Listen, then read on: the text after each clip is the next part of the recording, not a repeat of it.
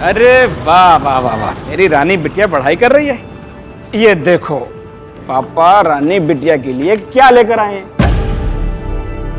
Thank you पापा। अरे सुषमा चाय ले आओ भाई।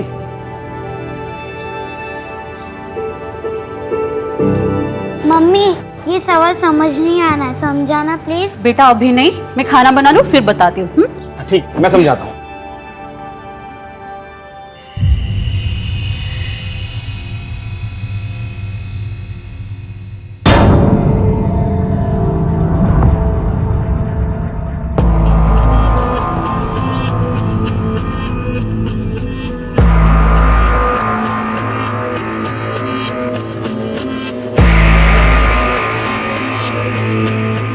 हेलो जाने मन, कैसी हो? जैसे बिन पानी की मछली तड़प रही थी। कब से तुम्हारे फोन का इंतजार कर रही थी मैं। अच्छा सुनो ना, पहना क्या तुमने आज? नेल पेंट लगा रही हूँ।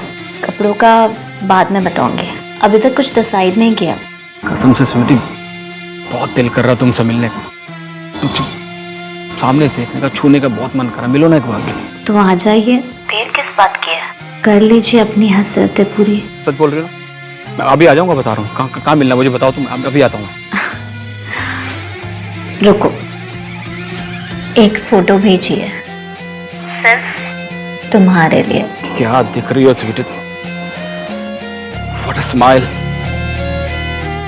कसम से तुम्हारी यादें किसी दिन जान ले लेंगी मेरी। शर्मा जी आपका टाइम खत्म होने आया, एक्सटेंड कर लीजिए।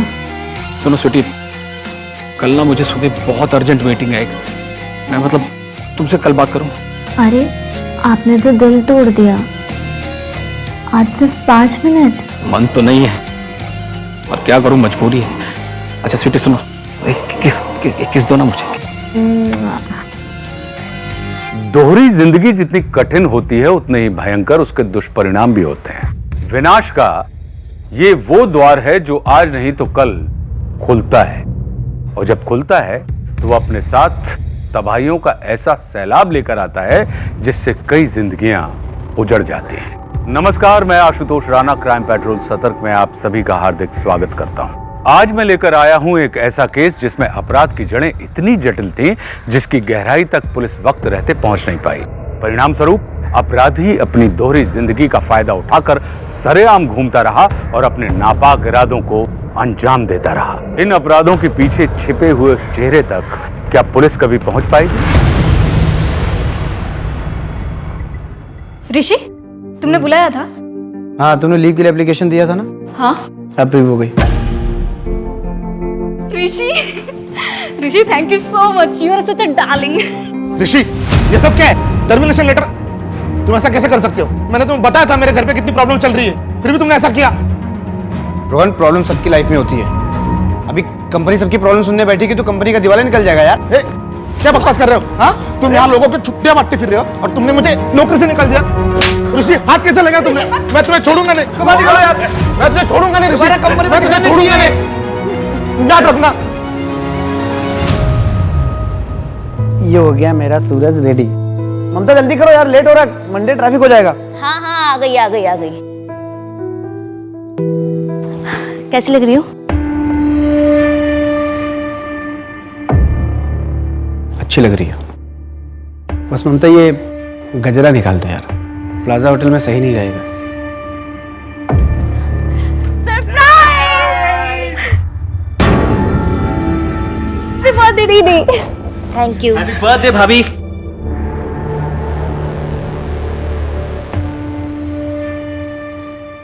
आप लोग कहीं जा रहे हैं क्या? हाँ, हम लोग बाहर डिनर पे जा रहे थे। एक्चुअली बड़ी मुश्किल से रिजर्वेशन मिला। हम कल कहीं और चले जाएंगे, आज घर पे सेलिब्रेट करते हैं। आप कुछ ऑर्डर कर दीजिए ना प्लीज। चलो चलो अंदर चलो चलो चलो चलो, आप बहुत अच्छी लग रही हैं। हाँ।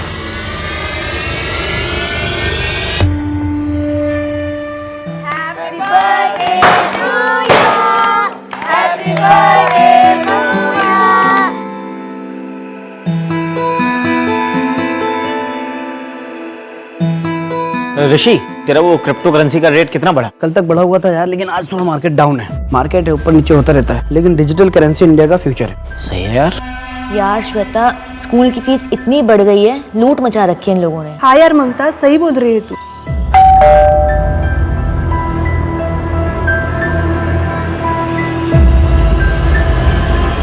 कहाँ है मेरी ब्यूटीफुल भाभी? भाभी हैप्पी बर्थडे। Thank you. अच्छा, ये करण को कैसे पता चला तुम्हारा बर्थडे है? मुझे कैसे पता ऋषि? मैंने थोड़ा ना बताया है। सॉरी, मैंने तुम्हारा मूड खराब कर दिया। एक्चुअली करण को देखते ना मुझे गुस्सा आ जाता है। मुझे उस पर बिल्कुल भी भरोसा नहीं है। अब तुम्हारे पर पूरा भरोसा है।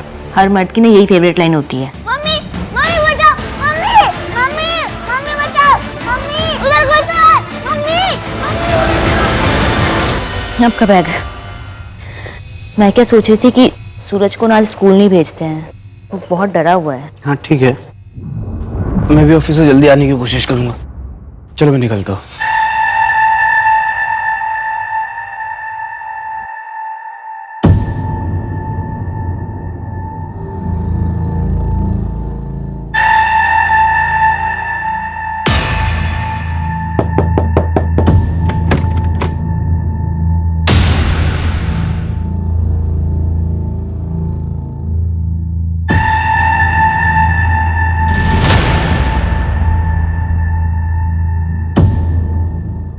बाय।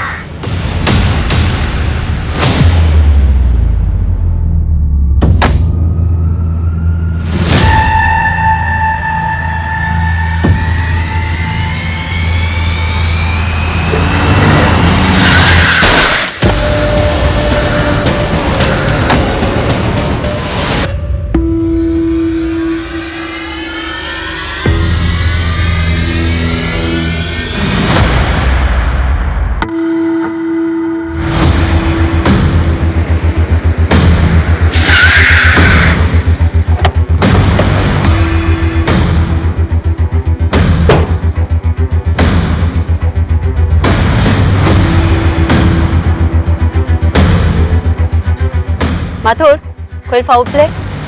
नहीं मैडम, विक्टिम का नाम ऋषि व्यास था। एक काम करो, फैमिली को इन्फॉर्म कर दो और एक्सीडेंटल डेथ रिपोर्ट फाइल कर दो। Okay madam.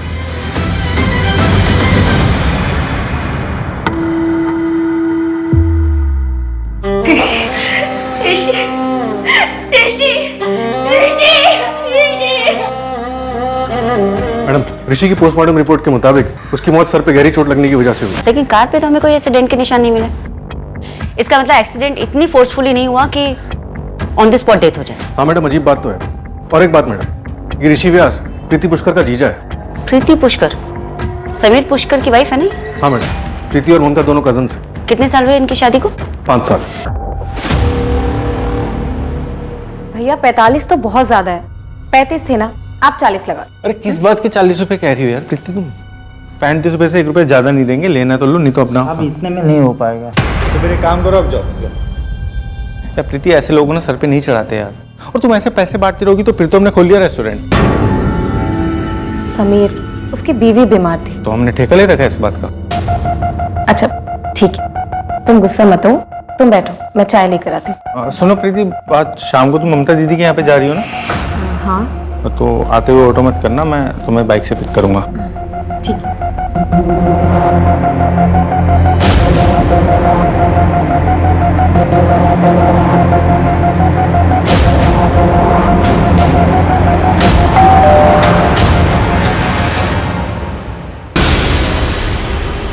समीर, अरे मटर मिले या नहीं? हाँ मिल गई। ला ना जल्दी। कब से ऋषि ने बोला मटर पनीर बनाने के लिए। चल अंदर चल, आजा आजा। आज तू बच गई। मैंने समीर को बोल दिया था कि मैंने तुझे मटर लेने के लिए भेजा हुआ है। तू समीर को सब सच क्यों नहीं बता देती? देख, ये सब करेगी ना तो तेरी शादी नहीं चल पाएगी। ये लीजिए आपकी चाय। Thank you. मैं क्या कह रहा था प्रीति, वो थोड़ा सा इस बार प्रॉब्लम हो गई इस मंथ में। इस बार 20,000 रुपये हो पाए, थोड़ा मैनेज कर लो ना। सिर्फ 20,000? इतने में कैसे होगा? ऊपर से वो काम वाली बाई, उसे भी अपनी पगार बढ़ानी है। उसको क्यों बढ़ानी है पगार? उसने क्या किया ऐसा? बाकी जगह पे उसकी पगार बढ़ी हुई है, अगर हमने नहीं बढ़ाई ना तो वो काम छोड़कर चली जाएगी। एक काम करो, तुम उसकी पगार बढ़ा दो, इसमें थोड़ा मैनेज कर लो। नहीं हो पाएगा तो एफडी तोड़ देंगे, और क्या।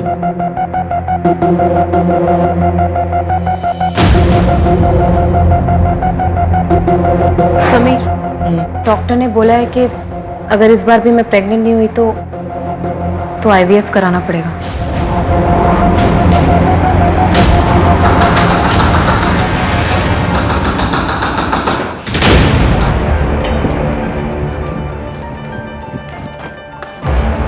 अरे समीर, वो माँ को हार्ट अटैक आया था। बगल वाले मिश्रा जी ने माँ को एडमिट किया है हॉस्पिटल में। मैंने मेरे पास जितने पैसे थे उतने मिश्रा जी को दे दिए, लेकिन तुझे तो पता है कि मेरे धंधे की हालत क्या है। या कल सुबह आ जाते, इतनी रात में। प्रीति क्या बोल रही हो? चुप रहो भैया, आपने ठीक किया। प्रीति एक काम करो, जो मैंने तुम्हें पैसे दिए वो जल्दी लेकर जाओ। जाओ ना, मुंह क्या देख रही हो, जल्दी जाओ ना यार।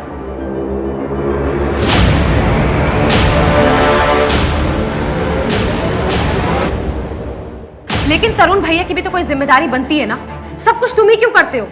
समीर, तुम समझते क्यों नहीं हो कि अगर हमें आईवीएफ कराना पड़ा तो बहुत खर्चा आएगा, ऊपर से बच्चा पालने की जिम्मेदारी भी तो होगी। इसलिए अपने आप को दिन रात घिस रहा हूँ ताकि अपने रेस्टोरेंट खोलने का सपना पूरा कर सकूं। मुझे नहीं चाहिए कोई रेस्टोरेंट, ये मेरा सपना कभी नहीं था। समझ में आया तुम्हें? तुम अच्छी कुक हो, इसलिए मैंने रेस्टोरेंट खोलने का फैसला किया था। हाँ, ये फैसला तुम्हारा था। मुझसे पूछा तुमने? मुझे नहीं बनना कोई शेफ, समझ में आया? ठीक है फिर, मुझे भी नहीं करनी जॉब। नहीं रहना मुझे ऑफिस में, नहीं करना एक्स्ट्रा आवर्स काम, नहीं सुननी मुझे बॉस की गाली। करता हूँ ना मजबूरी में, नहीं करना चाहता हूँ। इतना अपसेट और डिप्रेस रहता हूँ, फ्री पिज्जा के नाइट में स्टैंड अप कॉमेडी करता हूँ। क्यों? क्योंकि मुझे घर चलाना है। और एक बात याद रखना प्रीति, आगे से मेरे घर वालों को एक शब्द मत बोलना तुम बस। तुम्हारा भाई और तुम्हारी माँ दोनों ही तुम्हारा इस्तेमाल कर रहे हैं। ये जिस घर में तुम रह रहे हो ना, मेरे पापा का दिलाया हुआ है, वरना तुम्हारे पास तो रहने के लिए घर भी नहीं था। लूजर हो तुम, ना मुझे बच्चा दे सके, ना ही लाइफ में कुछ कर सके। चले क्यों नहीं जाते मेरी लाइफ से तुम?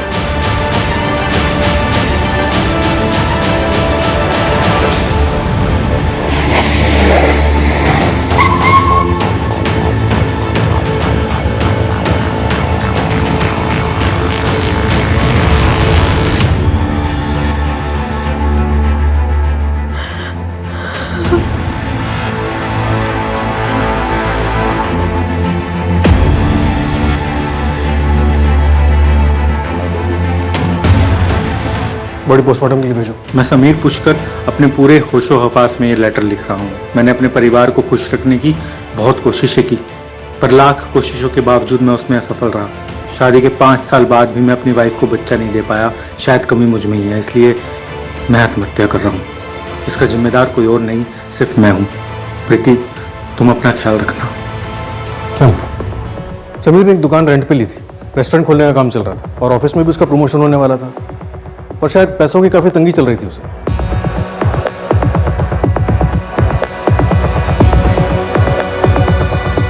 प्रीति, मैं तुम्हारी हालत समझ सकती हूँ, लेकिन हमें इस सुसाइड लेटर से मैच करने के लिए समीर के हाथों लिखा हुआ कोई भी किताब, अकाउंट बुक, कुछ भी जिसमें कुछ लिखता हो, ऐसा कुछ मिल सकता है?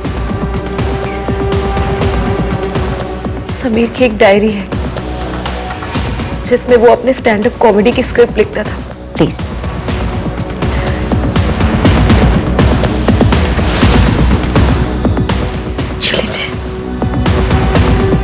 मैडम, सुसाइड नोट की हैंडराइटिंग समीर की डायरी की हैंडराइटिंग से मैच हो गई है। इसका मतलब समीर वाकई में डिप्रेस था, इसलिए उसने सुसाइड कर लिया। हो सकता है मैडम, लेकिन पोस्टमार्टम रिपोर्ट के मुताबिक उसके ब्लड में ज़ेनोथ्रोल के ट्रेसेस मिले हैं, जो कि एक एंटी एंजाइटी ड्रग है। इसको लेने से ज्यादा आदमी बेहोश हो सकता है या वर्स्ट केसेस में पैरालाइज हो सकता है, लेकिन मर नहीं सकता। ऐसा भी तो हो सकता है ना माथुर, कि समीर ने अपनी सुसाइड को इजी बनाने के लिए इन मेडिसिन का सहारा लिया। प्रीति से रिलेटेड कुछ मिला? मैडम, सुसाइड वाले दिन वो अपनी बहन ममता के घर पे थी, लेकिन इंटरेस्टिंग बात यह है कि प्रीति के मुताबिक वो हफ्ते में 3 दिन अपनी बहन के घर जाती थी, मंडे, वेंसडे और फ्राइडे। लेकिन उसके कॉल रिकॉर्ड चेक करने पे पता चला कि वो कल के अलावा अपनी बहन के घर थी ही नहीं। तो ये प्रीति झूठ बोलकर जाती कहाँ थी? उसकी call location main market area की है। एक काम करो माथुर, मार्केट में उसकी फोटो घुमाओ। अगर वो रेगुलर थी तो किसी न किसी ने तो देखा ही हो। Okay madam. इससे पहले आप कोई भी उल्टी सीधी बात सोचें, मैं आपको पूरी सच्चाई बता देती हूँ। मंडे, वेडनेसडे और फ्राइडे मेरे लॉ क्लासेस होते हैं। ये मनीष है, मेरा फ्रेंड। लॉ क्लासेस में मेरे साथ ही पढ़ता है। आप चाहे तो मेरी क्लासेस के नंबर ले सकती हैं, वहां जाकर आप तसल्ली कर सकती हैं। तो तुम अपने पति समीर को झूठ क्यों बोलती थी? क्योंकि वो नहीं चाहते थे कि मैं लॉ करूं। वो मुझे अपने रेस्टोरेंट में शेफ बनाना चाहते थे, लेकिन मुझे लॉ करना था। मैं उन्हें हर्ट भी नहीं करना चाहती थी। मैम, आपके और कोई सवाल है तो आप मुझसे डायरेक्टली पूछ सकती हैं। ठीक है, तो डायरेक्टली ही पूछ लेती। कहीं ऐसा तो नहीं कि तुमने अपने पति समीर को मार दिया और उसकी मौत को सुसाइड का नाम देने की कोशिश कर रही हैं? ये क्या बोल रही हैं मैम आप? मैं अपने पति से बहुत प्यार करती हूँ। वो डिप्रेस थे, इसीलिए उन्होंने सुसाइड किया। मुझे छोड़। इस केस को आत्महत्या करार दे दिया गया था। हालांकि जांच अधिकारियों को यह केस खटक रहा था, पर अपनी जांच को आगे बढ़ाने के लिए उनके पास कोई ठोस सबूत नहीं था। 5 सालों बाद प्रीति के परिवार में फिर से एक हत्या हुई। क्या सच में अतीत में पुलिस से कुछ छूट गया था या पुलिस अंधेरे में निशाना लगा रही थी? अतीत से जुड़ी इन कहानियों के बीच ऋषि की हत्या सुलझने की जगह उलझती चली जा रही थी। मात्र जहां पर हमें ऋषि की कार मिली है वो उसका रेगुलर रूट नहीं था, तो फिर वो वहां क्यों गया होगा? पता कर रहे हैं मैडम, लेकिन एक बात पता चली। ऑफिस के बाद ऋषि मेन मार्केट एरिया में रुका था, जो उसके घर के रास्ते में पड़ता है। चलो मान लेते हैं शायद किसी से मिलने गया हो। और किससे? कॉल रिकॉर्ड्स में तो कुछ नहीं मिला। शायद ऑफिस के लैंडलाइन से कॉल किया, डिटेल्स मंगवाई है। उसके ऑफिस में कुछ मिला? एक एक्स एम्प्लॉई रोहन, ऋषि की रिपोर्ट की वजह से रोहन को 3 महीने पहले टर्मिनेट किया गया था। दोनों का झगड़ा भी हुआ था। क्या बकवास कर रहे हो? तुमने मुझे नौकरी से निकाल दिया। मैं तुझे छोड़ूंगा नहीं ऋषि, मैं तुझे छोड़ूंगा नहीं। मुझे नौकरी से निकाल दिया, इसलिए मैं ऋषि को मार दूंगा। कुछ भी बोल रहे हैं आप लोग। 3 महीने हो गए तुम्हें टर्मिनेट हुए हैं। उसके बाद तुमने कई इंटरव्यूज दिए, लेकिन तुम्हें जॉब नहीं मिली। इसका जिम्मेदार तुम कहीं ना कहीं ऋषि को ही मानते होंगे। आप लोगों को नहीं लगता? मुझसे ज्यादा श्रुति के पास रीजन था। Rishi, thank you so much, you are such a darling. Madam, Rishi के मोबाइल से ऑनलाइन वीकली पैसे ट्रांसफर हो रहे थे सपना माथुर को। सपना माथुर? और हादसे वाले दिन ऋषि सपना माथुर से ही मिलने गया था मार्केट एरिया में। मैं साइकेट्रिस्ट हूँ। ऋषि के बेटे सूरज का ट्रीटमेंट कर रही हूँ। उसको नाइट टेरर्स आते हैं। मम्मी उधर गए थे। बेटा कोई नहीं, पापा है ना यहाँ पे? कब से? पिछले 6 महीने से।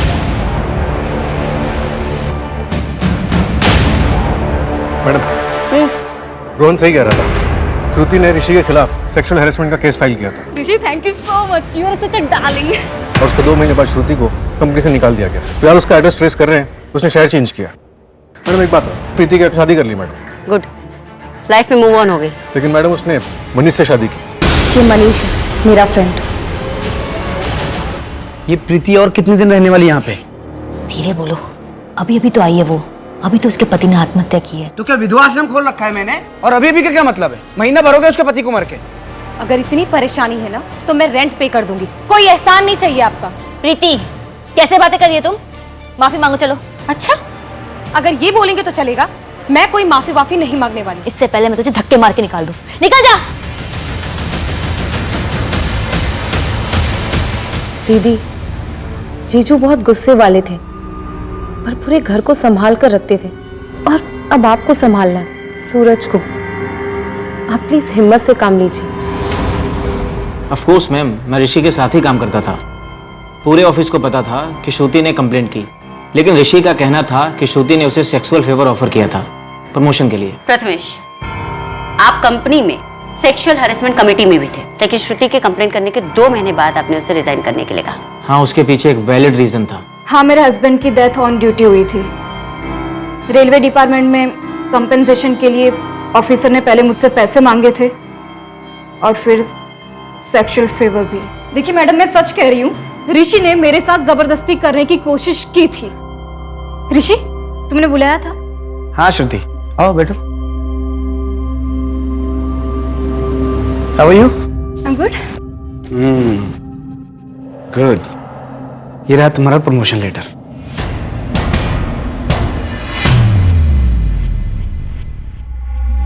ऋषि, thank you so much, you are such a darling. Thank you. तुम डिजर्व करती हो, और उम्मीद करता हूँ कि तुम मुझे खुश करने में कोई कमी नहीं छोड़ोगी। What the hell? क्या बदतमीजी है ये? अरे इसी के लिए तो तुमको इतना बड़ा प्रमोशन दिया। और बाय द वे, सिग्नल तो तुमने ही दिया था। ऋषि, yes, you're such a darling. दिमाग खराब है तुम्हारा? ऋषि, ऋषि क्या कर रहे हो? नो नो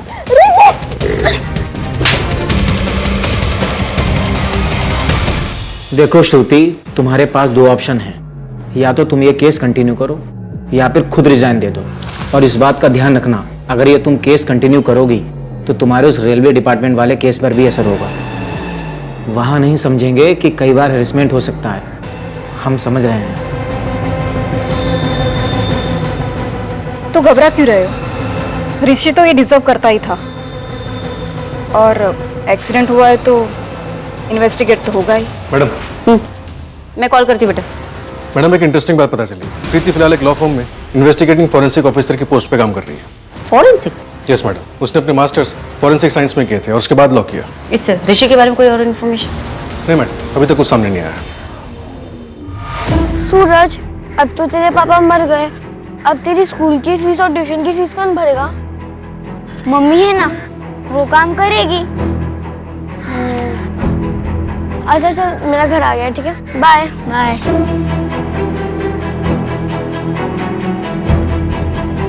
तुम अकेले क्यों आई? कहा था ना मैं आऊंगी लेने। सूरज था मेरे साथ, टीचर को कोई बाहर जाना था, मैं अकेली कहाँ वेट करती। अच्छा सुनो, फ्रिज में खाना रखा है, खा लेना। अब मैं 1 घंटे के लिए बाहर जा रही हूँ, दरवाजा मत खोलना। हाँ। इसका कितना मिलेगा? इसका तो सिर्फ 20,000 मिलेगा। ठीक है, चलेगा, दे दो।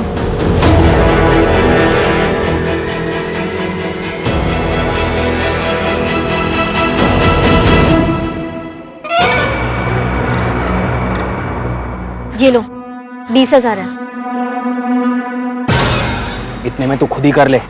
अच्छा सुनो, प्लीज एक बार मुझे अपने बॉस से मिलवा दो प्लीज। वो किसी से नहीं मिलते। सिर्फ एक बार, प्लीज प्लीज। ठीक है, सोमवार 3 बजे यहीं पर।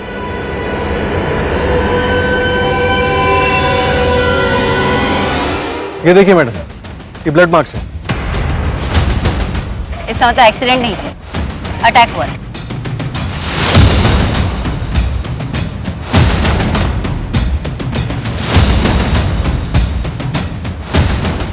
माथुर, यहाँ पर तो बहुत चहल पहल रहती है, किसी ने देखा कैसे नहीं? तब दोपहर का वक्त था मैडम, थोड़ा खाली रहता है। गाड़ी यहाँ पर रुकी होगी तभी ये टायर के निशान। यहाँ पर ऋषि पर अटैक हुआ होगा।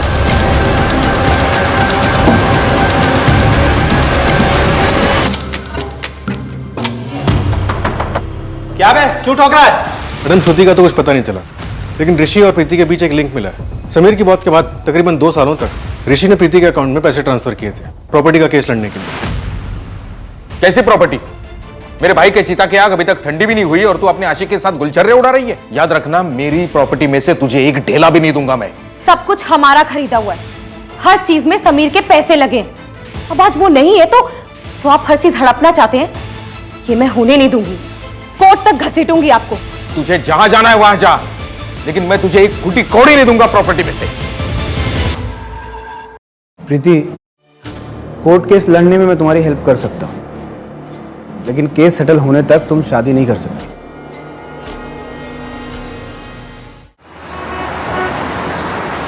कसम से श्रुति, आने जा रहा है, प्लीज एक बार मिल लो ना। एक बार मैं तुमसे मिलने के लिए कुछ भी कर सकता हूँ, कुछ भी कर सकता हूँ। कुछ भी? हाँ, मैं 3 गुना पैसे दूंगा। एक बार मेरी हो जाओ, 30,000 दूंगा। अच्छा, 50,000? डन। होटल ब्लू में। ठीक है, परसों रात में 10 बजे मिलो।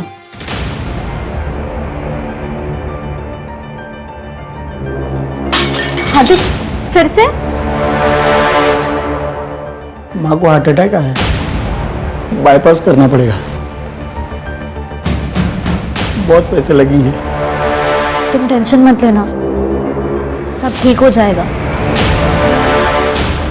मैडम, ऋषि क्रिप्टो करेंसी में ट्रेडिंग करता था, उसके लिए उसने टोटल 1.5 करोड़ रुपए उठाए थे। 90 लाख घर पे लोन से और 60 लाख दूसरे इन्वेस्टर से। इतनी बड़ी इन्वेस्टमेंट? पता करो किस किस से पैसे लिए थे। मैडम 20 लाख तो उसने छोटे मोटे इन्वेस्टर से लिए थे और बाकी 40 लाख अपने ऑफिस के दोस्त धमेश से। देख ऋषि, मुझे पता है क्रिप्टो करेंसी मार्केट बहुत ऊपर गया है, मुझे प्रॉफिट पे कम से कम 30% चाहिए। तेरा दिमाग खराब हो गया प्रथमेश। तूने मुझे 40 लाख रुपया दिया था, वो भी 10% इंटरेस्ट पे। अभी मार्केट में लॉस हो या प्रॉफिट, उससे तेरा कोई लेने देना नहीं है। क्यों नहीं लेना देना भाई? तूने जो प्रॉफिट कमाया ना, मेरे पैसों से कमाया है। क्या कर रहा है? हाँ? ये तेरा 40 लाख 10% इंटरेस्ट के साथ तेरे अकाउंट में आ गया। चेक कर, अभी तेरा मेरा हिसाब क्लियर, ठीक है?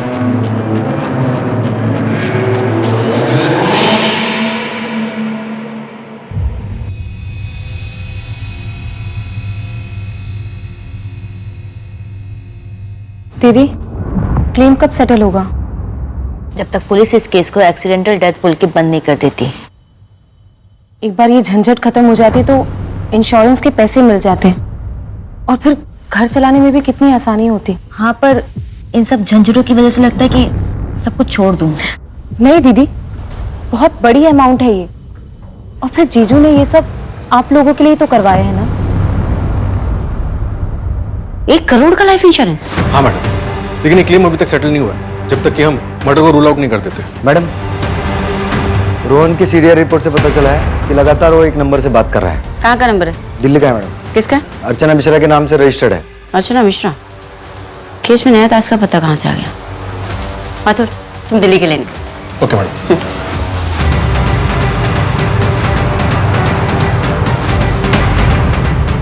श्रुति जी, आप कौन? अर्चना मिश्रा कौन है? मेरी बड़ी बहन है। पर बात क्या है? हाँ, मैं रोहन के कांटेक्ट में थी, दोस्त है मेरा। पर इसका मतलब ये नहीं कि हम दोनों ने मिलकर ऋषि को मार दिया है। मैंने आपसे ये तो नहीं पूछा। तो पूछेंगी। अब दिल्ली से मुझे यहाँ पे गोलगप्पे खाने के लिए तो बुलाया नहीं होगा। बहुत स्मार्ट है, तो सच भी खुद ही बता दीजिए। सच ये है कि मैंने कुछ नहीं किया। मैं सिर्फ ऋषि की लाइफ हेल बनाना चाहती थी, इसलिए रेजिग्नेशन देने के बाद मैं उसकी वाइफ को मिलने गई थी जब ऋषि आउट ऑफ स्टेशन था कॉन्फ्रेंस के लिए। ममता, मैं तुम्हें ये बताने के लिए आई हूँ कि तुम्हारा हस्बैंड एक नंबर का लीचड़ इंसान है। उसने मुझे हरास करने की कोशिश की, और जब मैंने उसको मना किया ऑफिस। ये क्या है? ये किसने किया? क्या चाहिए आपको? आप ये बताइए। ऋषि ने किया ना ये? साला कमीना, तुम्हारे साथ भी? देखिए, आप जो भी हैं, मेरे पति के बारे में उल्टा सीधा मत बोलिए प्लीज। ममता, तुम कैसी औरत हो? जिससे मार खाती हो उसी की पूजा करती हो। छोड़ दो उसे। अपनी बकवास बंद करो एंड प्लीज दोबारा यहाँ मत आना, प्लीज।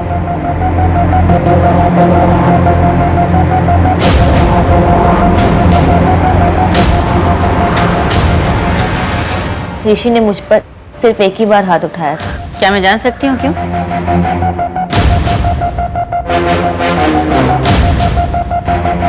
कॉफी।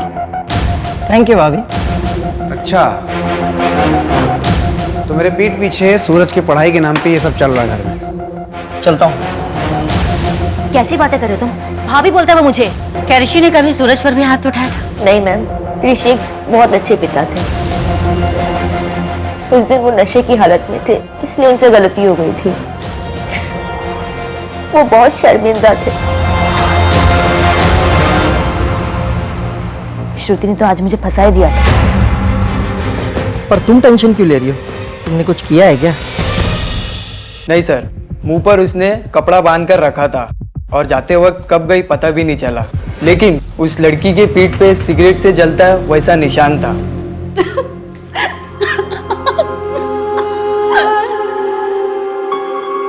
मैडम, 4 लोगों का पता चला है जिनसे ऋषि ने कॉइन्स खरीदने के लिए पैसे उठाए थे। कौन कौन है वो? पुनीत राठौड़, जो उसके कॉलेज का दोस्त है, ऋषि का पड़ोसी पंकज, और उसके दूर के 2 कजन हार्दिक और गणेश। एक काम करते हैं, सबसे पूछताछ शुरू करते हैं। Okay madam. माथुर, मुझे एक डिटेल्स लिखवा के दो। Yes madam.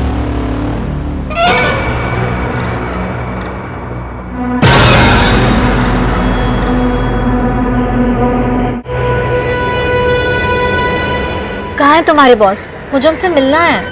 ये तुम बॉस हो? हाँ तो बोल, क्या काम था? देखो, मेरे पास सिर्फ 20,000 है, प्लीज मेरा काम कर दो। ए बेवकूफ औरत, मना किया था ना तुझे, इतने कम में नहीं होगा। मुझे लगा तू और पैसे लेकर आएगी। देख, कम से कम 1 लाख रुपए लेते हैं, तेरे लिए 50,000 कर देंगे, इससे कम नहीं होगा। जब होगा तब आना। ठीक है।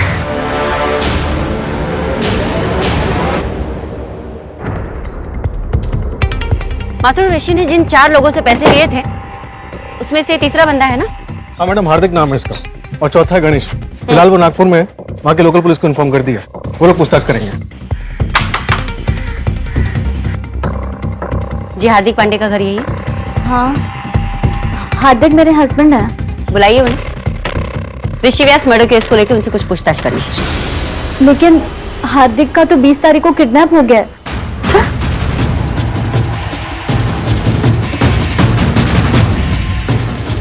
आपने पुलिस में कंप्लेंट नहीं लिखवाई? नहीं मैडम, वो लोग ने मुझे धमकी दी थी कि अगर मैंने पुलिस में कंप्लेंट की तो वो लोग मेरे पति को जान से मार देंगे।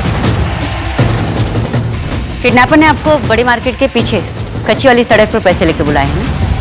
डोंट वरी, हमारी टीम वहां पर पहले से तैनात रहेगी। मैडम, मैंने तो पैसे दे दिए हैं। क्या?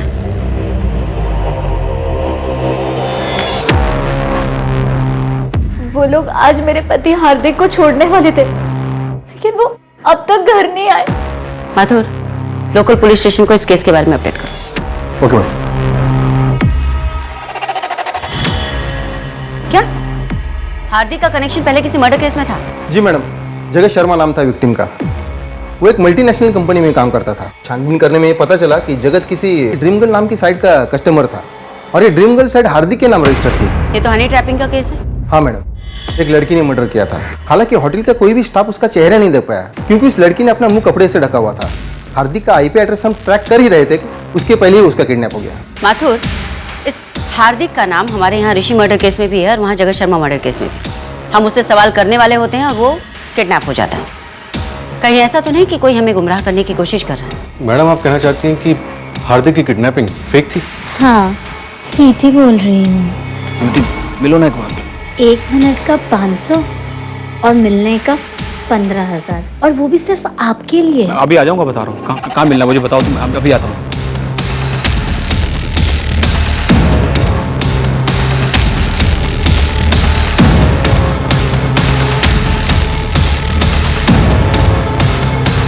मैडम, हार्दिक की लास्ट बात उसकी वाइफ से यानी कविता से हुई थी। उस वक्त तो ऑफिस में ही था, और ऑफिस से घर लौटते हुए वो किडनैप हो गया।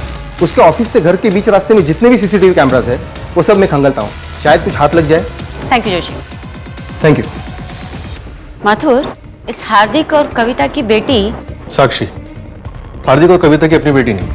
हार्दिक ने साक्षी को उसके बाप से 2 साल पहले रेस्क्यू करवाया था। उसका बाप साक्षी को अब्यूज करता था। उसके बाद हार्दिक और कविता ने साक्षी को लीगली अडॉप्ट कर लिया।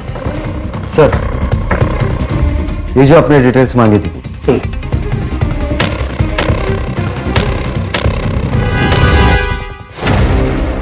मैडम,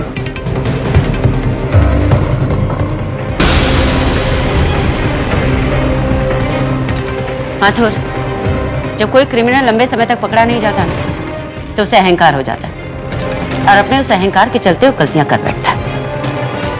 हमें उस सही वक्त का इंतजार करना है कि वो गलती करे और हम उसे तक पहुंचे। अहंकार में तीनों गए, कुल गौरव और वंश।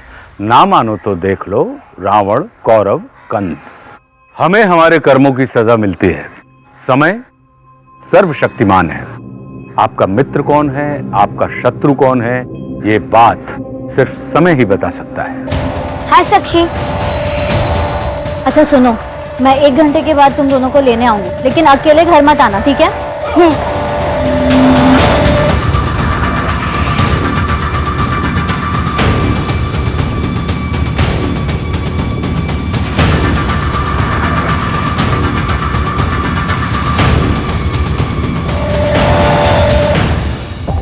माथुर, मालती प्रीति की माँ, समीर पुष्कर प्रीति का हस्बैंड, पंकज ठाकुर प्रीति का कजिन, संतोष मिश्रा प्रीति के कजिन का देवर, ऋषि व्यास प्रीति का जीजा, पीयूष प्रीति का कजिन एंड हार्दिक पांडे ऋषि का कजिन। माथुर, कहीं ना कहीं ये सारे लोग एक दूसरे से जुड़े हुए, एक ही फैमिली के। मैडम, ये संतोष और पीयूष, इन दोनों की डेथ नेचुरल नहीं हुई थी। इसका सीधा सा मतलब है कि इसकी प्लानिंग बड़ी ही सटीक तरीके से की गई। लेकिन इन लोगों में कॉमन तो कुछ भी नहीं। मोटिव क्या हो सकता है? माथुर, मुझे मेडिकल बोर्ड का नंबर लाकर। मालती के अलावा ये सभी लोग अपने पीछे अपनी पत्नी को छोड़कर गए, और इनकी पत्नियों ने अपने आसपास के क्लिनिक में कभी ना कभी अपने मारपीट के घाव का इलाज करवाया। तो क्या मैडम इन सबकी पत्नियों ने इनको मारा होगा? नहीं, एक काम करो माथुर, मुझे कुछ केसेस की फाइल्स चाहिए, उनकी बैकग्राउंड हिस्ट्री भी। इन सभी विक्टिम्स के घर वालों के बैंक स्टेटमेंट निकलवाओ, उनकी डेथ के आसपास के। और मुझे कविता की बेटी साक्षी से भी बात करनी। साक्षी, कुछ बोलो बेटा। अच्छा, डोंट क्राई, डोंट क्राई।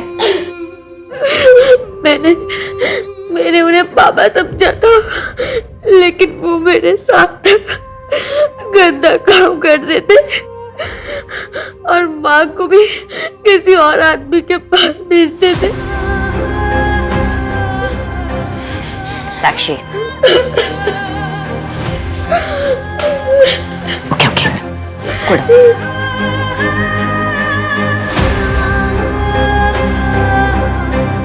रुक, ये किसने किया? तुम टेंशन मत लेना, सब ठीक हो जाएगा। 1 मिनट का 500 और मिलने का 15,000, और वो भी सिर्फ आपके लिए। अच्छा, 50,000 ओके।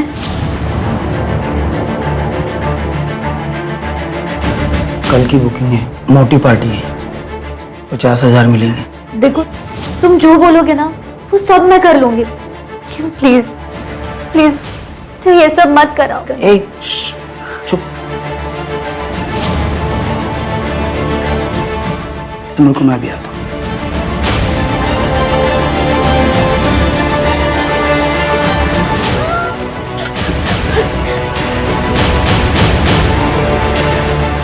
अब सोच ले तू, अगर कल तू नहीं जाएगी ना तो ये जाएगी। नहीं नहीं साक्षी नहीं, मैं जाऊंगी। हाँ पक्का मैं जाऊंगी, प्लीज मुझे छोड़ दो। Good girl.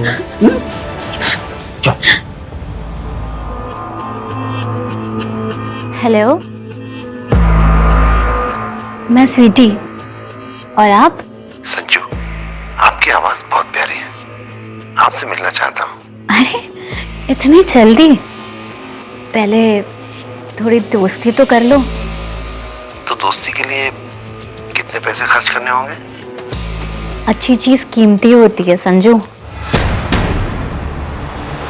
और हर कीमती चीज कैद में रखी जाती है। तुम्हारी बेटी साक्षी से बात हुई, तुम जगत से मिलने गई थी, जगत को तुमने मारा, तो फिर हार्दिक की सुपारी क्यों दी? उसे भी मार ही देती। वो मैं हार्दिक के ब्लैकमेल करने की वजह से गई थी। सोचा था उसे मार डालूंगी और पैसे ले आऊंगी, पर मैं हार्दिक को मारने की हिम्मत नहीं जुटा पाई, इसलिए मैंने सुपारी दी थी। किसको दी थी उसकी सुपारी? ये किसने किया?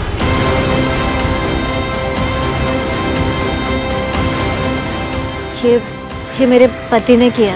मेरी बेटी के शरीर पे भी ऐसे जख्म दिखेंगे। तुम मुझे 10,000 कम देना, लेकिन उस हार्दिक कमीने को मैं तड़पा तड़पा के मारूं।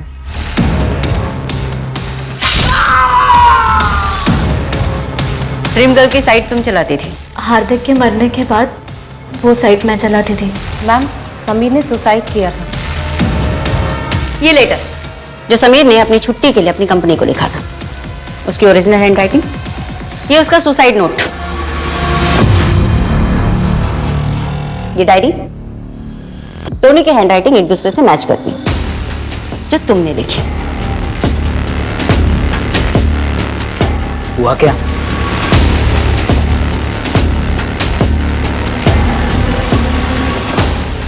तुम सोच रहे हो कि हमें कैसे पता चला? तुम्हारे हाथों लिखा गया महानगर पालिका के लिए लेटर, यानी कि तुम्हारी ओरिजिनल हैंडराइटिंग, जो सुसाइड नोट और उस डायरी से मैच करती है जिसे तुमने समीर की डायरी बताई थी। जब हमें पता चला कि तुमने फॉरेंसिक में मास्टर्स किए, तो हमने अपनी इन्वेस्टिगेशन के दायरे बदल दिए। अब बताओ समीर को क्यों मारा? ऋषि के लिए हम श्योर नहीं थे, अच्छा हुआ तुमने खुद ही कन्फेस कर दिया। Suicide, poison, fake kidnapping, accident और फिर मर्डर, इतनी सब प्लानिंग क्यों? किस लिए? हमें गुमराह करने के लिए या पैसे के लिए? पैसे और सेटिस्फेक्शन दोनों के लिए। सोशल सर्विस कर रही थी मैं। ऐसे पतियों को जीने का कोई हक नहीं जो अपनी पत्नियों पर जुल्म ढाते हो।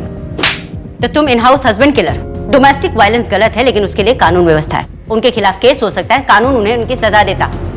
तुम होती कौन हो? डोमेस्टिक वायलेंस के कितने अपराधी जेल में रहते हैं मैडम। कानून हाथ में लेना इंसाफ नहीं होता प्रीति। तुम्हारा हस्बैंड भी क्रिमिनल था और तुम भी क्रिमिनल हो। तुम दोनों के सिर्फ जुर्म अलग है। बाकी के 6 विक्टिम्स को भी तुम दोनों ने ही मारा ना? और कितने मर्डर्स किए तुम दोनों ने?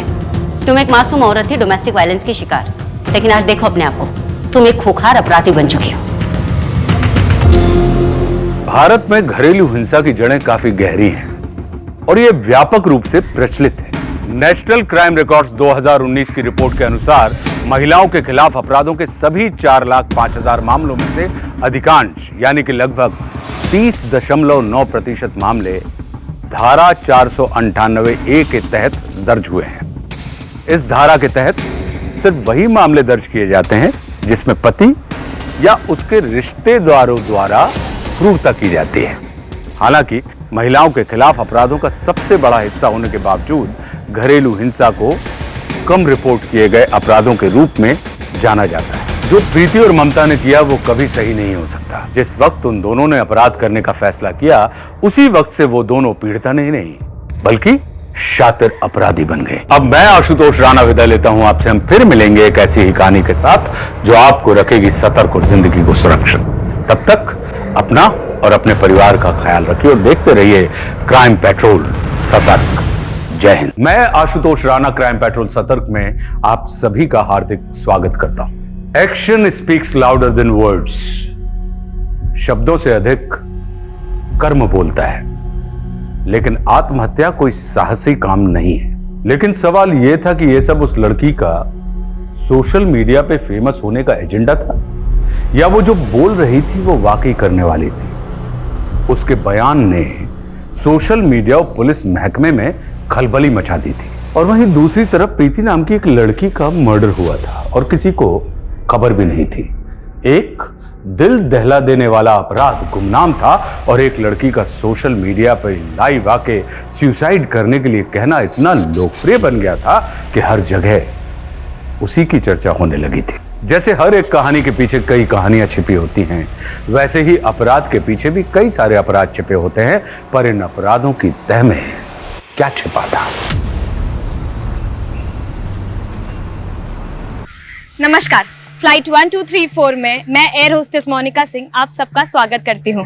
हमारी फ्लाइट समंदर तल से 30,000 फीट ऊपर है, यानी बादलों से भी ऊपर। अरे वाह, तभी तो इतना हवा लग रहा है। देखो देखो, तुम्हारी मम्मी का भी बाल उड़ रहा है। पापा। अरे पता है बेटा, हवाई जहाज का खिड़की नहीं खुलता है। अरे हम तो मजाक कर रहे थे। मजाक नहीं, अपने सीट का बेल्ट बांधिए वरना ऐसे गिर जाएंगे। नहीं नहीं माँ, हवाई जहाज उड़ने के बाद सीट का बेल्ट खोल सकते हैं। अच्छा, लो खोल दिया। अच्छा, इस हवाई जहाज में कुछ चाय नाश्ता मिलेगा? मिलेगा ना पापा, ऊपर दिया हुआ बटन दबाइए। ये वाली? हाँ।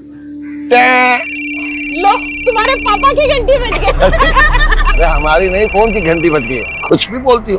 चलो खेल खत्म करो। हाँ, नमस्ते यादव जी। नमस्ते के बच्चे, पैसे देने नहीं आए ना तू? नहीं यादव जी, ऐसा है ना कि वो तनख्वाह नहीं मिली थी।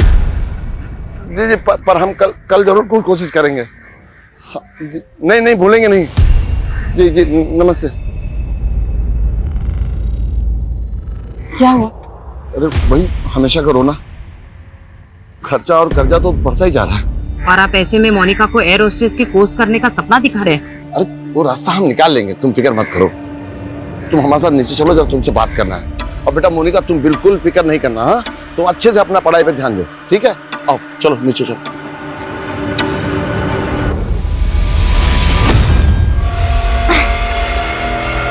मेरे सपनों में एक उड़ान थी, एक जज्बा था मुझ में, लेकिन हौसला नहीं था। लेकिन अब मरने का हौसला है।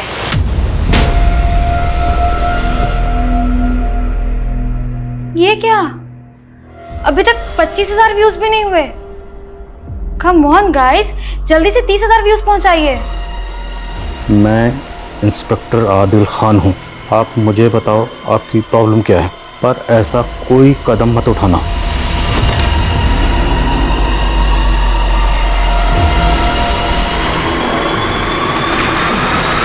हाँ, एकदम एकदम से 26,000 व्यूज हो गए। कीप इट अप और बढ़ाइए। ट्रेन की आवाज सुना कुछ? Yes sir. सर मुझे नहीं लगता वो लड़की इंदिरा नगर की होगी। यहाँ पर किसी ने उसका फोटो आइडेंटिफाई नहीं किया। साइबर टीम का कहना है कि लड़की जो सिम इस्तेमाल कर रही है वो फर्जी आईडी से लिया गया, इसलिए उसे ट्रेस कर पाना थोड़ा मुश्किल हो रहा है। लेकिन अभी उससे बातचीत के दौरान बैकग्राउंड में मैंने एक ट्रेन की आवाज़ सुनी है और इंदिरा नगर के वेस्टर्न पार्ट्स में ट्रेन ट्रैक्स हैं। लेकिन सर इंडिया में हर दूसरे इलाके के आसपास रेलवे ट्रैक्स हैं। देखो, हमें इस लड़की को किसी भी तरह से सुसाइड करने से रोकना है, ये हमारा फर्ज है। अभी के अभी इंदिरा नगर के उस पार्ट्स में जाओ जहाँ पे रेलवे ट्रैक्स हैं, वहाँ पे लोगों को इसकी तस्वीर दिखाओ, सीसीटीवी फुटेज खंगालो, शायद किसी ने उस लड़की को वहाँ पर देखा।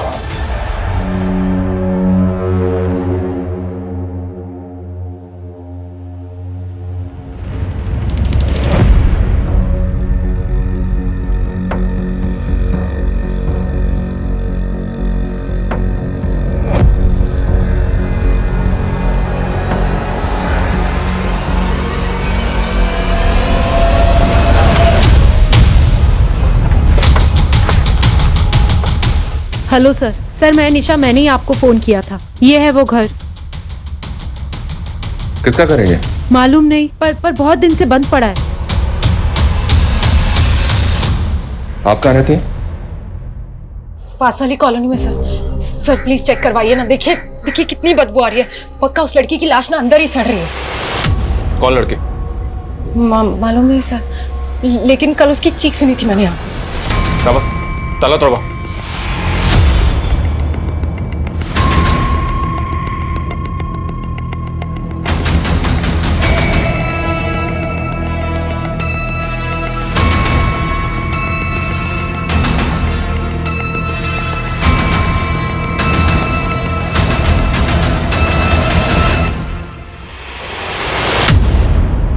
रेनू। सर यहाँ पड़ोस में रहते हैं। इनका कहना है कि इस घर में 1 साल से ताला लगा है। हाँ साहब, घर का मालिक तो दिल्ली में रहता है और घर बेचने को भी लगाया हुआ है। आपके कहने पे हमने बिना परमिशन लिए हुए इस घर पे छापा मार दिया, घर का ताला भी तोड़ दिया, पर मैं मिला क्या? मरे हुए चूहे? नहीं सर, मैं झूठ नहीं बोल रही हूँ। यहाँ मर्डर हुआ था, पर किसी ने शायद लाश गायब कर दिया। अच्छा, आपने खुद अपनी आंखों से देखा था मर्डर होते हुए? सर वो मैंने सपने में देखा था। What? सपना? हाँ सर, लेकिन वो सपना सच्चा था। मैंने एक बार लड़की को यहाँ आते हुए देखा है और सर कल सपने में देखा था उसका किसी ने मर्डर कर दिया सर यहीं पर। बस शुक्र मनाइए अभी तक आपको अंदर नहीं किया हमने, वरना आप सपने नहीं दिन में तारे देख रही होती। सर मेरा विश्वास कीजिए, यही मर्डर हुआ था सर। बस किसी ने ना उसकी लाश गायब कर दी है यहाँ से।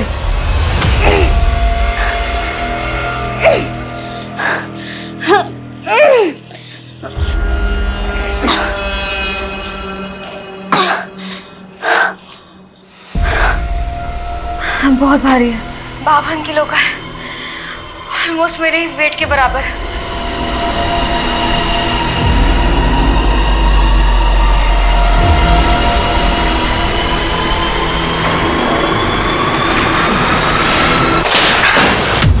थैंक गॉड, अच्छा हुआ मैं इस फंदे के साथ नहीं लड़की हुई थी, वरना मेरा सुसाइड अटेम्प्ट तो फेल हो जाता। व्यूज बढ़ाने का अच्छा तरीका है, हाँ? हमें एंटरटेन करने के लिए थैंक यू।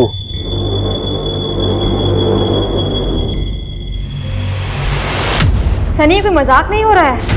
30,000 व्यूज कंप्लीट होने में सिर्फ 7 या 8 व्यूज बाकी हैं। कोई ड्रामा नहीं हो रहा है यहाँ पे।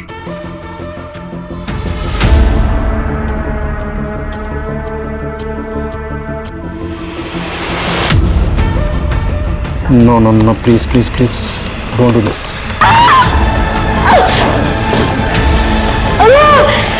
Oh shit, इसने तो अपना हाथ काट लिया। अरे मेरे भाई, ये सब नकली खून है, ये प्रैंक कर रही है, देखना अभी आगे। ये दर्द उस दर्द के आगे बहुत फीका है जो जिंदगी ने मुझे दिया है। और मेरी माँ ने तो मुझसे भी ज्यादा सहा है। 7 कट के मार्क थे मेरी माँ की बॉडी में। She was stabbed in front of my eyes brutally. देखो, अगर आप इसलिए सुसाइड कर रही हो कि आपकी माँ का कातिल पकड़ा नहीं गया, तो हम पर भरोसा रखिए, हम आपकी माँ के कातिल को पकड़ेंगे, लेकिन प्लीज प्लीज ऐसा कदम मत उठाइए। ये कलाई तो कट गई। अब 60,000 व्यूज पे दूसरी, 90,000 व्यूज पे और बड़ा, और फाइनली 1,00,000 व्यूज पे सुसाइड।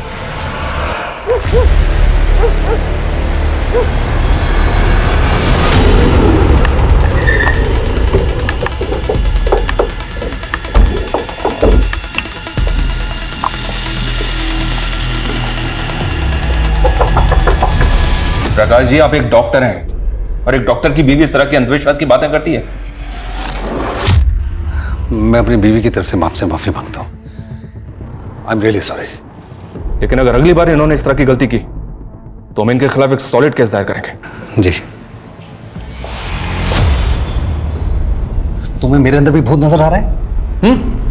तुम्हें कितनी बार कहा है कि बिना पूछे तुम बाहर मत जाया करो। मगर प्रकाश, तुम तो मुझ पे भरोसा करो। मैं कह रही हूँ ना, मैंने उस लड़की का मर्डर होते हुए देखा है। तो सपने में देखा है तुमने? अगर सच में देखा होता तो उसकी लाश मिली कहीं पे। मगर प्रकाश, फालतू की बातें मत करो। रेडी हो जाओ, मैंने साइकियाट्रिस्ट के साथ अपॉइंटमेंट लिया, हम वहां पर जा रहे हैं। Get ready.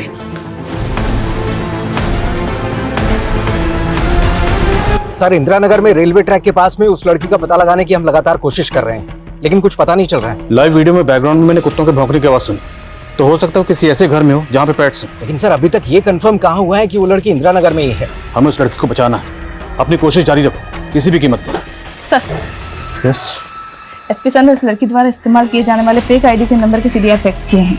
साइबर सेल वालों ने वीडियो देखने वाले काफ़ी लोगों से कांटेक्ट किया है, पर किसी से भी उसकी पहचान नहीं हो पाई। पर शुरू में इस लड़की की बातों से ये हिंट मिलता है कि वो किसी और के कहने पर सुसाइड कर रही है। किसी ने मुझसे कहा था कि मैं सिर्फ कहती रहती लेकिन मरती नहीं हूँ, तो आज मैं आप सबको मर के दिखाऊंगी। और सर, एक और बात, लड़की के बैकग्राउंड में रूम हीटर देखा गया है। तो क्या लड़की किसी ऐसी जगह पे है जहाँ पे इस वक्त हैवी विंटर है? लेकिन सर, इस वक्त हमारे यहाँ तो सर्दियाँ ज़्यादा नहीं है। तो फिर वो लड़की है कहाँ?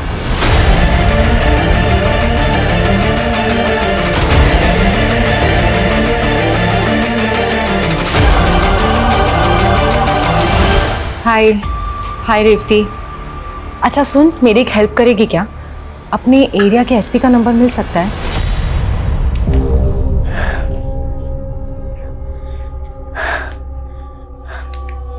मैंने ये डिक्लेरेशन फॉर्म साइन कर दिया। मेरे मरने के बाद मेरे आंखें, किडनी, हार्ट, लंग्स, लिवर सब किसी जरूरतमंद को दान कर दी जाएगी। मेरी उम्मीदें भले ही मर गई हो, पर किसी और की उम्मीदें नहीं मरनी चाहिए। मोनिका, ये क्या कर रही हो तुम? अभी के अभी रुक जाओ। मुझे नहीं मालूम मैंने कितनी सांसें बाकी है और आप लोगों के साथ कितनी देर रहूंगी मैं। Why are you ignoring me? I know. You are Monica Singh and I'm गरिमा। याद है हम लखनऊ में एयर होस्टेस का कोर्स कर रहे थे? मोनिका सिंह। हम ये तो श्योर नहीं है कि लड़की इस वक्त इंदिरा नगर में है या नहीं है, लेकिन शायद ये लड़की लखनऊ की है, क्योंकि अभी लाइट टाइट के दौरान गरिमा ने इसे मोनिका सिंह के नाम से एड्रेस किया जो इसने इग्नोर किया। तुरंत साइबर टीम को इन्फॉर्म करो कि इस गरिमा से कांटेक्ट कर, हो सकता है इससे हमें इस लड़की का एड्रेस मिल जाए। Quick sir.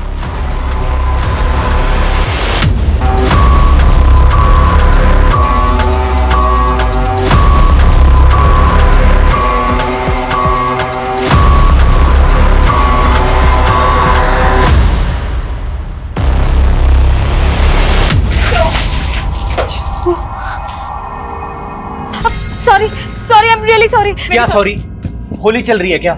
सारे कपड़े गीले कर दिए। अरे कुणाल जी, पगला गए क्या? कोई ऐसे बात करता है अपने होने वाली पति से? हाँ कुणाल जी, आप आइए ना अंदर।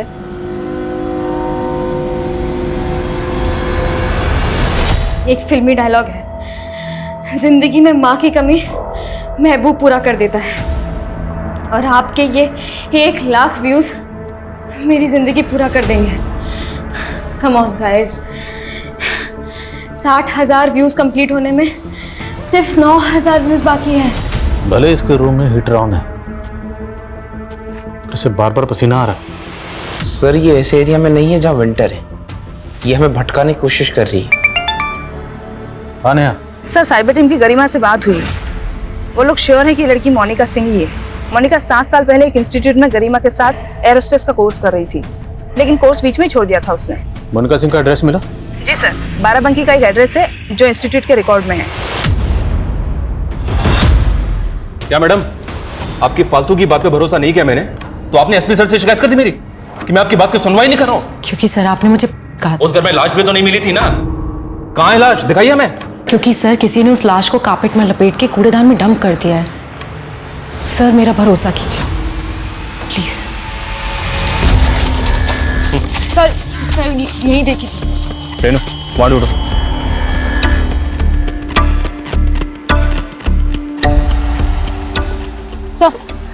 सर यहाँ तो कहीं कोई लाश नहीं है। कहाँ है लाश? आपने कहा था ना कि ये लाश यहाँ पर है, अभी दिखाइए कहाँ है लाश। सर वो नहीं, आप ना एक काम कीजिए, आप थोड़ी सी झपकी ले लीजिए।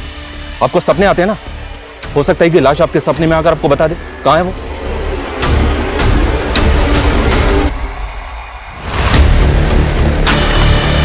सर इधर। सर मोनिका सिंह अपने पेरेंट्स के साथ यहाँ रहती थी। पिछले 7 साल पहले वो लोग यहाँ से शिफ्ट हो गए और उसी दौरान शांति देवी का मर्डर हो गया था। मोनिका भी यही कह रही थी कि उसकी माँ का मर्डर हुआ था, उसकी माँ को इंसाफ नहीं मिला था। कुछ पता चला क्या केस था? सर लोकल पुलिस से बातचीत की तो उन्होंने बताया कि 7 साल से ये केस अनसॉल्व है और पड़ोसी ने बताया कि मोनिका को उस इन्वेस्टिगेटिव ऑफिसर पर शक था। कृष्णा जी, किसी पे आपको शक है? मतलब किसने मारा होगा आपकी बीवी को? मेरी माँ को मारा, मेरी माँ को साहब हमें नहीं मालूम सच क्या था, लेकिन इस हादसे के थोड़े दिनों बाद ही मोनिका और उसके पापा अचानक से पता नहीं कहाँ गायब हो गए। लेकिन जिस वक्त thank you ma'am, thank you. Jain sir. जी sir. Sir as of now we are not sure कि मोनिका इंदिरा नगर में ही है या। Okay sir. एसपी सर का फोन था। साइबर टीम ने कंफर्म किया कि मोनिका की लाइव लोकेशन इंदिरा नगर ही है। वो वहीं से वीपीएन के जरिए अपना आईपी एड्रेस जंप कर रही है। सर हो सकता है कि मोनिका और उसके फादर इंदिरा नगर में ही शिफ्ट हुए हों और वो अपने ही घर से बैठकर वीडियो बना रही है। तो फिर मोनिका का फादर कहाँ पे होगा? जो ऑफिसर मोनिका की माँ के मर्डर केस को हैंडल कर रहा था, मैं उनसे मिलता हूँ, शायद वहाँ से क्लू मिले। तुम यहीं रहो, कुछ भी अपडेट हो तो कॉल मी। सर चलो। सर यहाँ रेलवे ट्रैक के पास तो 3000 से ज़्यादा घर हैं। हमें अभी तक 11 ऐसे घरों के बारे में पता चला है जिनमें कुत्ते हैं, लेकिन फिलहाल ये पता नहीं चल रहा है कि लड़की कहाँ है। लड़की का नाम मोनिका सिंह है और उसके बाप का नाम है कृष्णा सिंह। मैं तुम्हें उसके बाप की तस्वीर भेजा हूँ, उस एरिया में वो तस्वीर दिखाओ, शायद कोई क्लू मिले। वो लड़की कुछ भी कर सकती है, जल्दी करो। Okay sir. So finally 60,000 views हो गए। अब मुझे मेरा दूसरा वादा निभाना पड़ेगा।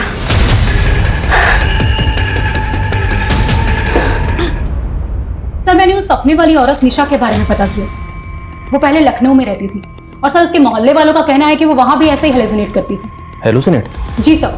सर उसके ऑफिस वालों ने बताया कि उसे कभी भूत दिखाई देता था तो कभी आत्मा, और सर इसी वजह से उसे ऑफिस से निकालने का नोटिस मिला था और सर इसलिए उसने अपने सीनियर्स पे हैरेसमेंट और मॉलेस्टेशन का चार्ज लगा दिया।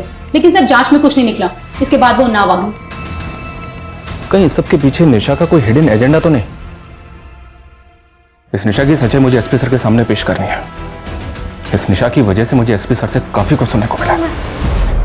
90,000 व्यू होते मैं कुछ ऐसा करूंगी जो कानून की नजरों में गलत है, लेकिन मेरी नजरों में नहीं। और मेरे 1 लाख व्यूज होते ही मैं आप लोगों के साथ अपना आखिरी समय बिताऊंगी और अलविदा कह दूंगी।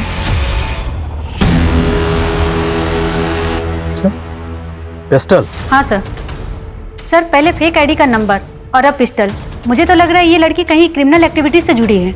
ये भी मुमकिन है कि लड़की किसी क्रिमिनल के चुंगल में फंसी जो उसे ये सब करने के लिए मजबूर कर रहा।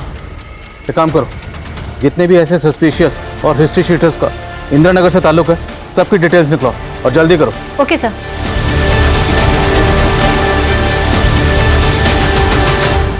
जी सर, ये कृष्णा और शांति की बेटी मोनिका ही है, लेकिन ये इस तरह से सुसाइड क्यों कर रही है? यही तो हम भी जानने की कोशिश कर रहे हैं। अच्छा, ये अपनी माँ के कत्ल के बाद अपने फादर के साथ कहाँ शिफ्ट हुई थी? मालूम नहीं सर, एक दिन ये और उसके पिता अचानक से गायब हो गए। कह रहे थे कि इन्हें अपनी जान का खतरा था। हमने इन्हें भरोसा भी दिया कि हम इन्हें सुरक्षा देंगे, लेकिन ये बिना बताए ही चले गए।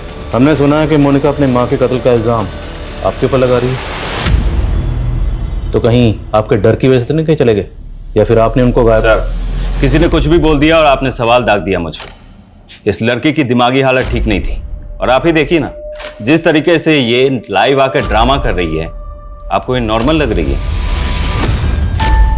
खैर, अच्छा ये बताइए कि आपकी तहकीकात में क्या सामने आया था? मोनिका की माँ का कत्ल किसने किया होगा? सर, एक लेनदार था, मुकुल यादव। इसके पैसे देने थे मोनिका के बाप को, इस पे हमें शक भी था, लेकिन ये 7 साल से गायब है। लेकिन मैं मानता हूं कि मेरी वाइफ ने आपको बहुत परेशान किया था, लेकिन इस वक्त आप इसको परेशान कर रहे हैं। मैंने आपको बोल दिया है ना कि मेरी वाइफ की मानसिक हालत ठीक नहीं है। मैं नहीं हूं, और मैंने कुछ झूठ नहीं बोला। ये तो ना आप बोलो ही मत। पता किया हमने, आपने अपने ऑफिस वालों पे कई सारे झूठे आरोप लगाए, सेक्सुअल हैरेसमेंट, मोलेस्टेशन, और उसके बाद खुद पीछे हट गई हैं। नहीं सर, मैं पीछे नहीं हटी थी, और तब मैंने कोई झूठ नहीं बोला था। बस बात इतनी थी कि तब भी मेरे पति ने साथ नहीं दिया था और आज भी साथ नहीं दे रहे। पर इस बार सर कोई साथ दे ना दे, मैं प्रीति को इंसाफ दिलाकर रहूंगी। प्रीति? अब ये प्रीति कौन है? सर, वही लड़की जिसका मर्डर हुआ था, जिसके घर पे आप हमें लेके गए थे। हाँ जी। पर तब तो आपने कहा था कि आप उसको जानती तक नहीं। सर, तब नहीं जानती थी, पर कल रात उसने मेरे सपने में आके अपना नाम बताया। आप फिर हमें घुमा रही हैं मैडम। सर, मैं आपको घुमा नहीं रही हूँ, मैं सच कह रही हूँ। उस लड़की का नाम प्रीति सरीन है, वो अग्रवाल हॉस्पिटल में काम करती थी। अगर आपको सबूत चाहिए ना, तो आप वहां जाके पूछ लीजिए। अगर वो जिंदा मिल गई तो मैं मान लूंगी मैं पागल हूँ। कई मनोचिकित्सक, ज्ञानी, विचारशील व्यक्तियों का हवाला देकर या खुद के अनुभव के आधार पर हम ये कहते हैं कि हम जो भी सपने देखते हैं वो हमारे अंदर उमड़ रहे असंख्य विचारों का एक काल्पनिक दृश्य होता है। लेकिन ये सच्चाई थी कि प्रीति सरन का मर्डर हुआ था, किंतु अभी तक ये सच्चाई दुनिया के सामने नहीं आई थी। फिर निशा के सपने में वो कैसे दिखाई दी?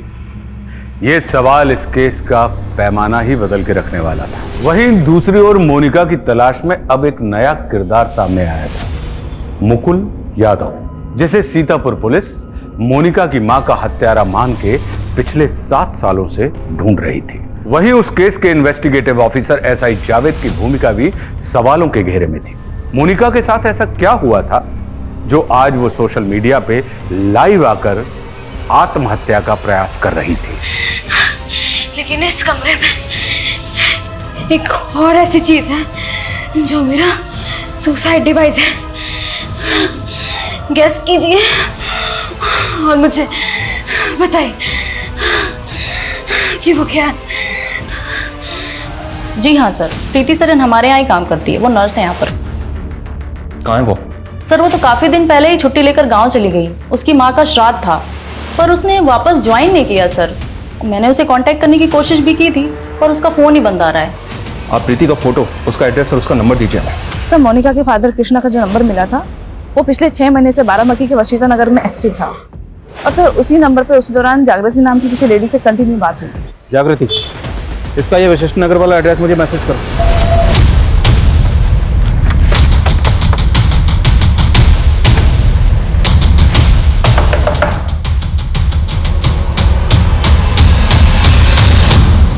जागृति सिन्हा?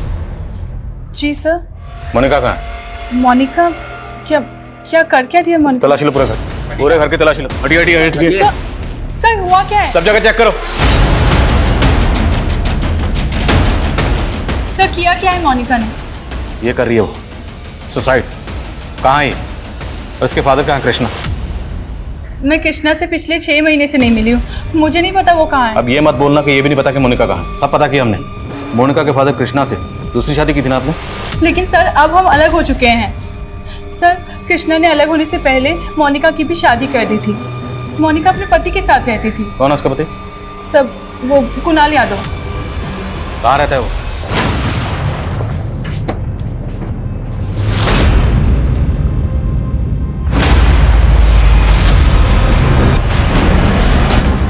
सर देखिए, सामान भी सारा बिखरा पड़ा है। सर, यहाँ से कारपेट भी गायब है।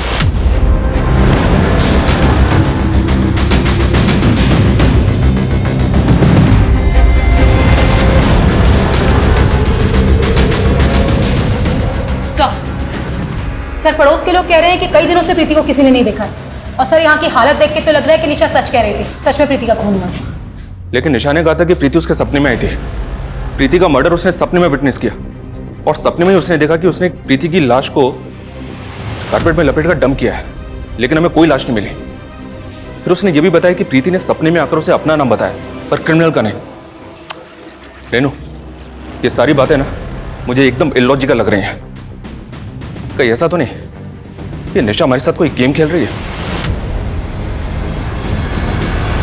सर मुझे 15 मिनट पहले ही पता चला कि मोनिका ने इस तरह लाइव आकर, प्लीज उसे बचा लीजिए सर। बचाएंगे, पहले ये बताओ इस वक्त वो है कहाँ? मालूम नहीं सर। तुम्हारी बीवी है, तुम्हें नहीं मानो? फेक आईडी का नंबर इस्तेमाल करके ये सब कर रही है। और वो पिस्टल वो कहाँ से है उसके पास? सर मुझे नहीं पता पिस्टल के बारे में। सर मैं तो 3 महीने पहले ही मोनिका से अलग हो गया था। दरअसल वो मेरी दूसरी बीवी थी। अपने बेटे की परवरिश के लिए मैंने उससे शादी की थी और सब कुछ ठीक चल रहा था सर, लेकिन उसके सपने बहुत बड़े थे। वो एयर होस्टेस बनना चाहती थी और मैं एक मिडिल क्लास आदमी। बस सर हमारे विचार नहीं मिल रहे थे और एक दिन वो रूठ कर मुझे छोड़ के अपने घर चली गई। अपने घर कहाँ? अपनी दूसरी माँ जागृति के यहाँ? हाँ सर। पर वो वहाँ नहीं है और जागृति ने भी हमें ऐसा कुछ नहीं बताया कि मोनिका तुम्हें छोड़ चुकी थी। वो पक्का झूठ बोल रही है सर। उसे मोनिका तो क्या, उसके पापा की भी नहीं पड़ी थी। और सर उसने मोनिका के पापा को भी अपने घर से बाहर निकाल दिया था। यही कोई 6 महीने पहले मैंने उन्हें आधार निवास में देखा था, तब मुझे पता चला सर। सुनो, तुम अभी घर मत आना, पुलिस अभी आके गई है। सर एक चौंकाने वाली अपडेट है। कुछ दिनों पहले बाराबंकी पुलिस को कूड़ेदान में एक लाश मिली थी जो कारपेट में लिपटी हुई थी। बाराबंकी पुलिस उस लाश की पहचान नहीं कर पाई है, लेकिन उस लाश का चेहरा प्रीति से मिलता है सर। निशा हमें उन्नाव के कूड़ेदान के पास लेके गई और प्रीति की लाश मिली बाराबंकी में। सर 1 साल पहले तक प्रीति अपनी माँ के साथ उस घर में रहती थी और अपनी माँ की मौत के बाद वहां से शिफ्ट हो गई।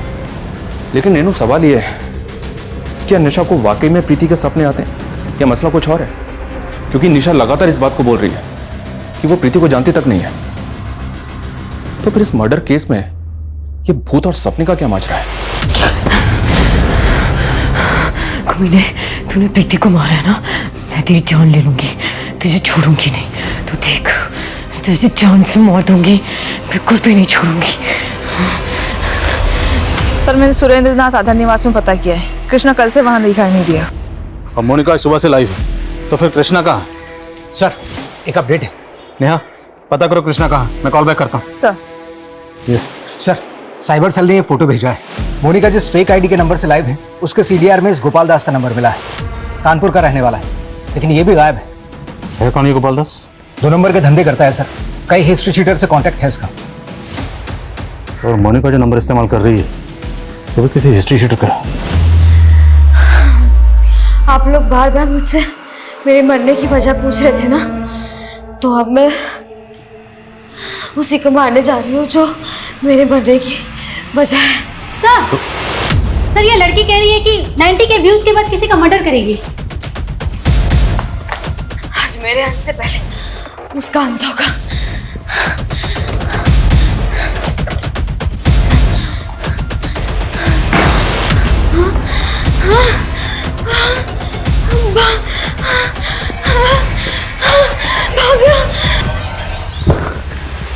आखिर ये लड़की करना क्या चाह रही है? तुमने तो कहा था कि तुम प्रीति को जानती तक नहीं है, पर पता क्या हमने, प्रीति जिस हॉस्पिटल में जॉब करती थी तुम भी वहां जॉब कर चुकी हो।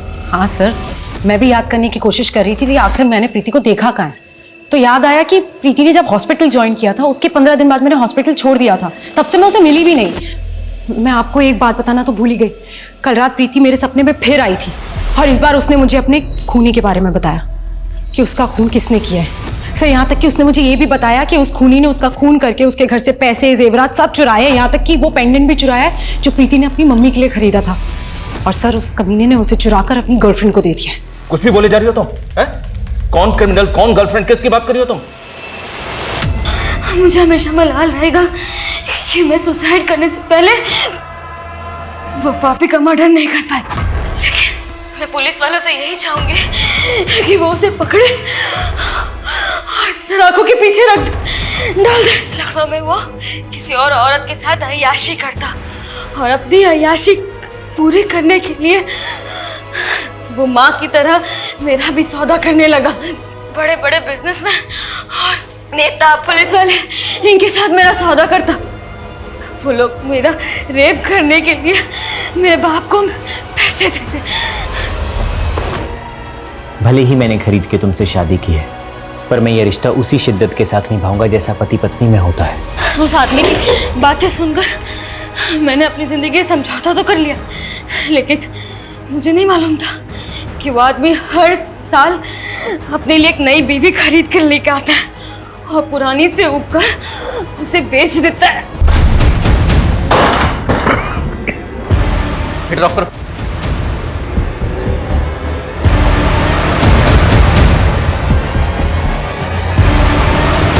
सर,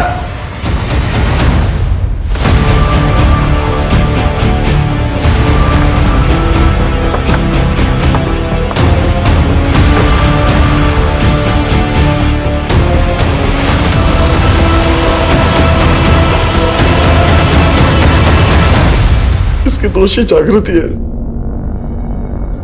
मेरी बीवी के होते हुए मैं जागृति के इश्क में पैसे उड़ाता रहा। उसकी ख्वाहिशें पूरी करने के लिए मैंने पहले अपनी बीवी का सौदा किया, फिर अपनी बेटी का।